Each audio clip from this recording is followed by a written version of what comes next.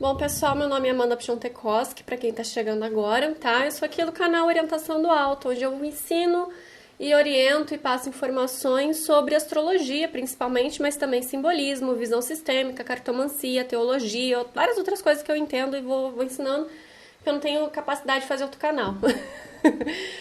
Mas o objetivo principal é a astrologia, tá? Então, por isso que hoje a gente vai falar sobre a casa 12. Mas a casa 12, gente, já explicando aqui pra vocês, que ela vai possuir outros significados e tem como a gente aprofundar em outros significados além desse que a gente está falando. O objetivo hoje é falar sobre magia negra, né? Sobre rituais, sobre forças ocultas, sobre vexação, sobre, enfim, forças que tiram a nossa liberdade, tiram o livre-arbítrio, né? Então, se você não acredita nessas coisas, se você é a favor dessas coisas, não adianta vir comentar aqui porque eu vou adorar, porque vai me dar engajamento e eu vou continuar respondendo e ofendendo possivelmente, porque eu acho divertido. E é isso, tá? Meu objetivo é pro meu público que tende a ser mais católico ou pelo menos bota fé no que eu falo. Então, assim, aqui ainda mais, né, Brasil, a gente tem uma coisa, assim, ritualística, né, religiosa, como é que fala? Um sincretismo religioso, assim, finíssimo, que a galera adora, né? Vai no terreiro, depois vai na igreja, depois vai no centro espírita, depois vai beber um chá, né? Depois, enfim, a galera aqui do Brasil é fantástica nisso. Até postei um vídeo, né? Mas não vou me alongar, foco, Amanda, objetivo aqui. Tô sentindo falta de dar aula pra turma, né? Onde eu fico falando sem parar. Mas a questão, gente, principal é a seguinte: a gente vai ter essa casa 12 como uma casa de perda de livre-arbítrio. O que isso significa? A gente vai ter a relação simbólica dela baseada no que a gente consegue ver daqui da Terra, assim como todas as outras casas, né? Acabei de borrar aqui meu rímel, que não secou. Vou tentar ficar mais ajeitada aqui pra vocês. Enfim, voltando. A gente vai ter o simbolismo das casas baseado naquilo que a gente tá vendo aqui da Terra. E como a casa 12 ela tem uma visão um pouco turva do horizonte, e principalmente porque o ascendente ele tem esse simbolismo de rompimento da vida, rompimento não, né? O romper, o ascender, o nascer da vida. Essa casa 12, ela vai ser uma casa que não aspecta esse ascendente, né? Então não vai ter visibilidade, não vai ter visão, não vai ter clareza, não vai ter possibilidade, não vai ter liberdade, tá? Porque assim que acontece o nascimento, a gente tem esse livre-arbítrio, onde a gente pode escolher, né? E o que acontece? O que tira o nosso livre-arbítrio? Tem coisa que tira o nosso livre-arbítrio? Tem, quando a gente entrega ele nas mãos de coisas ruins, né? Assim como na astrologia a gente tem a casa de Deus, que é a casa 9, que é a casa, inclusive, onde o Sol jubila, onde Júpiter é co-significador, onde tem significado de estudos profundos, do conhecimento verdadeiro, da busca pela verdade. São conhecimentos, assim, que a gente vai ver essa relação simbólica de coisas muito elevadas, né? Coisas, assim, culturas diferentes, o simbolismo, enfim, é uma busca pela verdade. A casa 12, ela não tem essa possibilidade de visão adequada. Quem tem sol na casa 12, uma casa 12 muito movimentada e muito forte, não precisa ficar aqui me xingando, ficar preocupado e etc, tá? São formas de interpretação que a gente vai ter que ver no próprio mapa natal, que eu já vou chegar lá e já vou explicar, tá bom, gente? Tenham paciência, porque eu tô falante hoje. Enfim, então, quando a gente não consegue ver as coisas com clareza, de uma forma adequada, logo a gente não tem capacidade de tomar uma decisão adequada, né? E tradicionalmente, essa é uma casa que tem o principal nome inimigos ocultos. Enquanto que a casa 7, que é oposta ao ascendente em igual distância, né?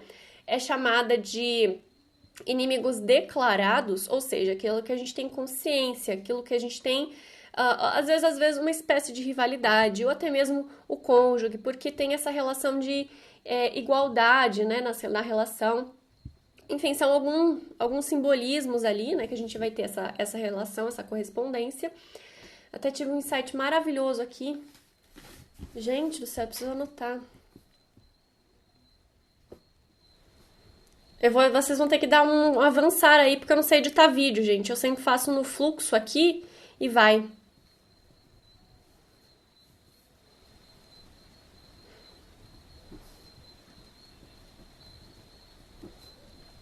Enfim, espero que a Amanda do futuro consiga entender essas anotações e pegue de novo esse insight. Não vou falar aqui pra vocês, não. Enfim, e aí a gente vai ter essa questão da igualdade nas relações. E por causa disso, enfim, tem vários significados.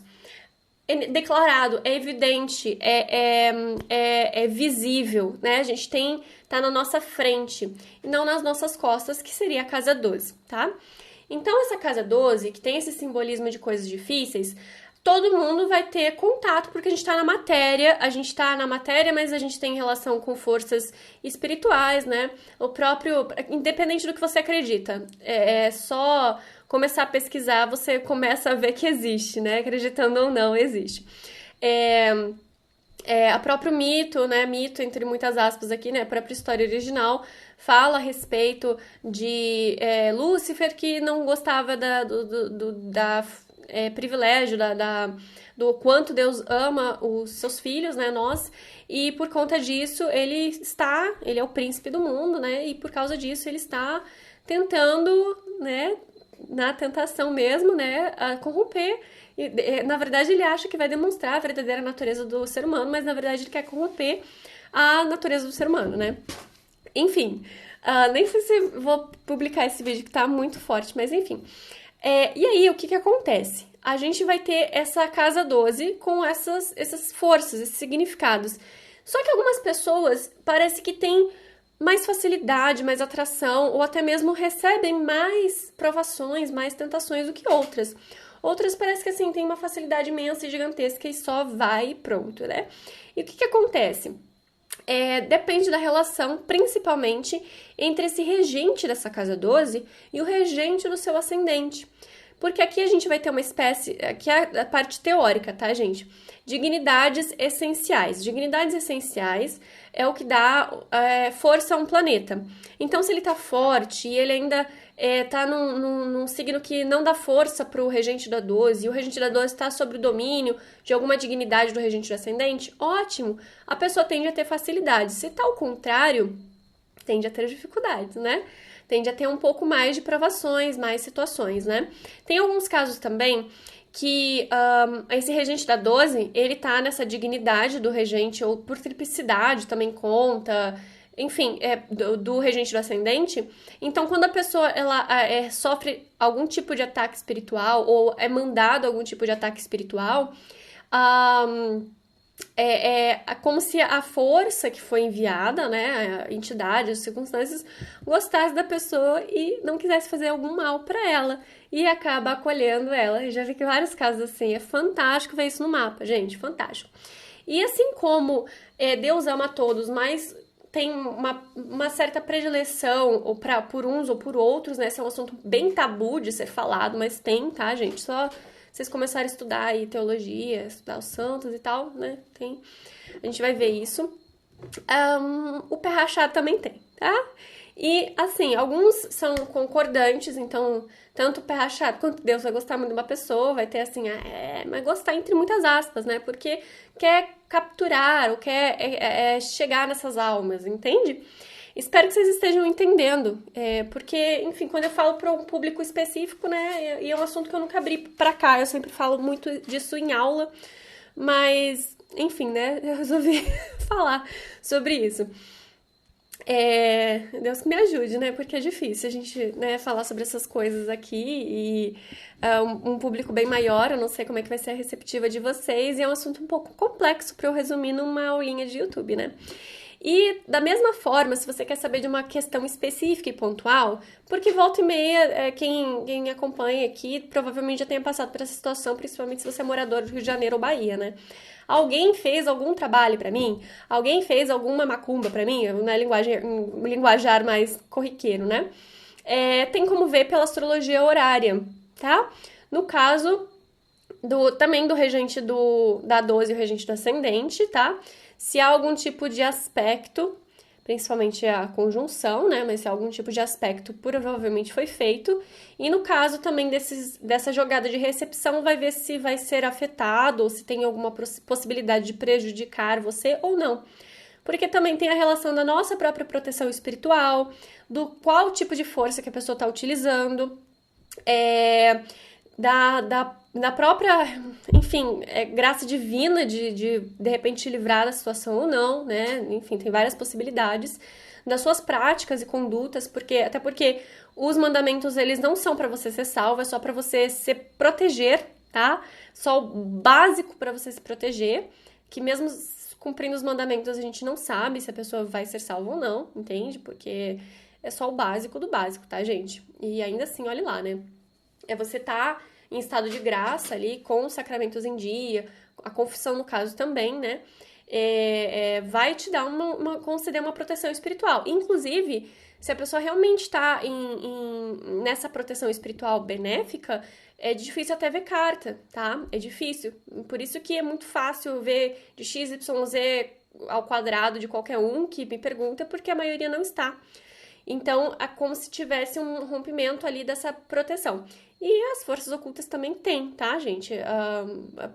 Pro bem e pro mal também tem. Se a pessoa mexe com algum tipo de entidade, alguma situação, também vai ter uma situação ali de possibilidade da pessoa estar se fechando, né? Aí é um pouco mais trabalhoso para conseguir ver nas cartas, pelo menos, né? Se tem alguma situação ali mais complicada, né? Enfim, mas voltando aqui, né? Então, a casa 12, gente, ela é os inimigos ocultos. Também vai ter relação com vícios, com a gestação, né? É uma casa que é muito forte que fala sobre o período de gestação, porque na gestação a gente também não tem o livre-arbítrio, né? O bebezinho tem formação, tem vida, mas não pode fazer nada, né? É antes do ascendente, então é antes do nascimento. E vai falar sobre todo esse período gestacional. Vai falar também sobre a tendência dos maiores dificuldades ali que a pessoa enfrenta, né? No meu caso, por exemplo, eu tenho, né, me expondo aqui pra vocês mesmo, a lua regendo a minha casa 12, e a minha lua, ela tá em Capricórnio, né? Então, o emocional sempre foi, e sempre provavelmente será a minha maior dificuldade de lidar, de trabalhar, e assim que eu identifiquei, eu venho trabalhando muito em relação a isso, dessa questão lunar, receptiva, mais acolhedora, mais empática, mais solícita, mais blá, blá, blá, coisas lunares, né? Mais feminina, enfim, coisas todas assim. Nem parece, né, gente? Mas enfim, a gente tem que sempre olhar para essas questões. Então, olhe para sua casa 12, para o regente, se ele está debilitado, se ele está muito forte, muito facilitado. Como é que vai ser essa tendência da sua batalha contra possíveis dificuldades? E também dá para identificar, né, para os católicos, né, quem entende um pouco mais, quais são as tendências de maiores pecados, né, digamos assim, ou dificuldades, desafios, como a gente queira chamar. Porque é justamente o ponto fraco, é onde justamente a pessoa tende a perder um livre-arbítrio ali. Então, se ela perde o livre-arbítrio, por isso que tem essa relação do vício, porque o vício a pessoa não consegue se controlar. Ela não consegue ter o domínio dela mesma, porque ela precisa daquela situação, ato, hábito, substância, o que quer que seja, tá? Porque a gente tá trabalhando numa relação bem abrangente aqui. Então, a casa 12, ela pode dar esses indícios e também quais são essas coisas que a pessoa tem que evitar, tem que tomar mais cuidado e provavelmente onde ela será mais tentada, né? É muito interessante, gente, esses assuntos. Eu gosto muito, mas eu não exponho tanto porque né? Eu geralmente falo mais em aula, mas como eu tô decidindo me colocar um pouco mais, né? Expor um pouco mais as minhas opiniões, meus estudos pessoais também, não tem como a gente não falar sobre a nossa visão de vida também, né? Embora eu não vá ficar falando pra você na consulta, né? Ó, cuidado aqui, ó, tô vendo que você tá pecando, né, gente? Pelo amor de Deus, eu vou atender o que a pessoa tá procurando, o que a pessoa tá precisando, tá, gente? Dá pra ver muita, muita, muita coisa no mapa, a gente não fala nem 10% do que dá pra ver, porque, primeiro que não dá tempo, a gente vai procurar atender o que a pessoa tá procurando e tá pedindo, né? E vendo também o tipo de abertura, receptividade da pessoa, né? Então, por isso que é um pouco complicado abrir aqui, né? Daí a galera vai achar que eu vou ficar fazendo lista, né, pra próxima confissão de vocês, né? Enfim, Mas tem como ver também essa relação, como eu falei, de ataques espirituais, como é que funciona, o que tem que cuidar, como é que tem que cuidar. Inclusive, se a pessoa tem uma possibilidade de se dar bem ali, se ela resolve fazer um exorcismo ou não, quais são as tendências de acontecimento. É, porque são as forças ocultas, né? Como é que é a recepção, como é que é essa facilidade ou não. E claro também, né, o tipo de tendência de encontro, né? Porque a gente vai ter vários tipos de forças, vários tipos de entidades, vários tipos de espíritos maus, espíritos malignos, né? É, é a casa também chamada do mau espírito, justamente por causa disso. Enquanto a casa 11 são os bons espíritos, são os anjos, né? A casa 12 são os demônios. Simples assim, tá? A tradução do que é o quê. E a astrologia sempre trabalhou com isso, gente. Essa questão toda aí da galera achar muito complicado, né? Entender por que se católico pode ou não, astrologia, não sei o que lá, porque a astrologia ela também pode ser usada muito em rituais mágicos.